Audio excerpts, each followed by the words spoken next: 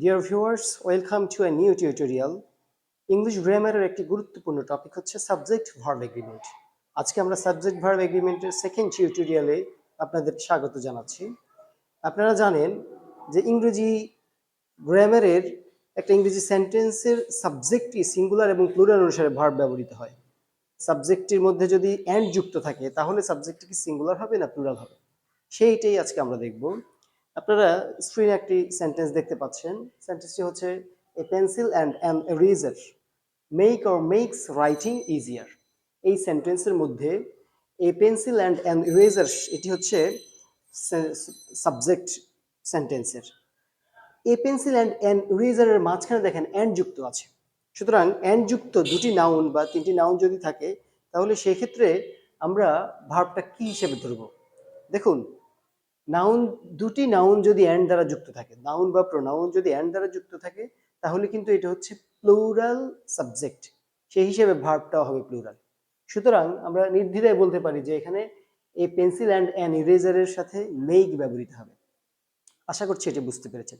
তার মানে যদি আমরা আরেকটা এক্সাম্পল দেখি যে father and his son were or was there, এখানে father and his son and দ্বারা যুক্ত দুটি এন্টাইটি আছে। দুটি এন্টাইটি দ্বারা এখানে দুটি নাউন দ্বারা প্লুরাল সাবজেক্ট হিসেবে পরিগণিত হয়েছে, সুতরাং ভার্বটা হবে প্লুরাল, ওয়ার ব্যবহৃত হবে।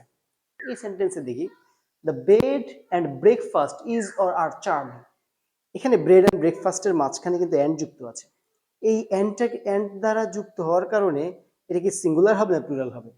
আপনারা মাথায় রাখবেন সেটা হচ্ছে বেড অ্যান্ড ব্রেকফাস্ট এটি কিন্তু বিছানা এবং সকালের খাবারকে বোঝাচ্ছে না।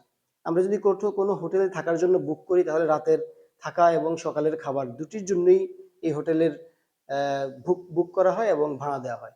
আর এই দ্য বেড অ্যান্ড ব্রেকফাস্ট দ্বারা ওই হোটেলের বুকের যে ভাড়াটা আছে সেটাকে বোঝায়।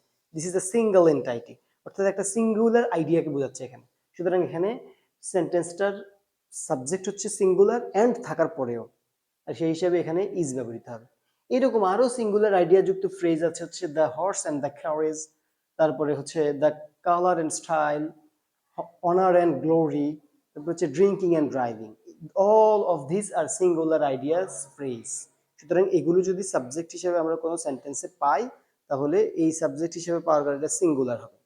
এখন দেখি আরেকটা বিষয় দেখি, আরেকটা সেন্টেন্স আমরা এখানে দেখি the man and superman is or are famous play. এখানে ম্যান অ্যান্ড সুপারম্যান অ্যান্ড দ্বারা যুক্ত আছে, কিন্তু আমরা জানি যে ম্যান অ্যান্ড সুপারম্যান হচ্ছে জর্জ বার্নার্ড শো এর একটি বিখ্যাত প্লে অর্থাৎ নাটক। সুতরাং এটা একটা বই হওয়ার কারণে, বুক হওয়ার কারণে দিস ইজ সিঙ্গুলার সাবজেক্ট হিসেবে সিঙ্গুলার ভার্ব হিসেবে ইজ ব্যবহৃত হবে এখানের মধ্যে।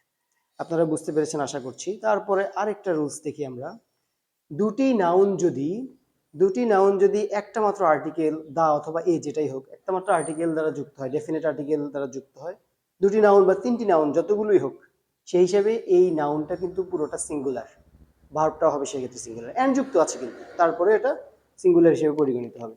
সুতরাং ডিয়ার ভিউয়ার্স, তাহলে এই রুলস অনুসারে আমরা একটা এক্সাম্পল দেখি, সেটা হচ্ছে the chairman and president was or were present today. এখানে কিন্তু একটা মাত্র দা দ্বারা দুটি নাউনকে ডিটারমাইন করা হয়েছে। এই দুটি নাউনকে ডিটারমাইন করার কারণে এখানে কিন্তু পদবী দুইজন, ব্যক্তি একজন। চেয়ারম্যান যেই লোক, প্রেসিডেন্টও সেই লোক। সুতরাং একটা মাত্র আর্টিকেল দেওয়া থাকা থেকে যদি এরপরে অনেকগুলো নাউন এন্ড দ্বারা যুক্ত থাকে তাহলে সেটাকে আমরা সিঙ্গুলার সাবজেক্ট হিসেবে ধরবো এবং সেই হিসেবে ভার্বটাও হবে সিঙ্গুলার। সো এখানের মধ্যে অ্যান্সারটা হচ্ছে ওয়াজ। যেহেতু এটা সিঙ্গুলার, সিঙ্গুলার সাথে ওয়াজ ব্যবহৃত হবে।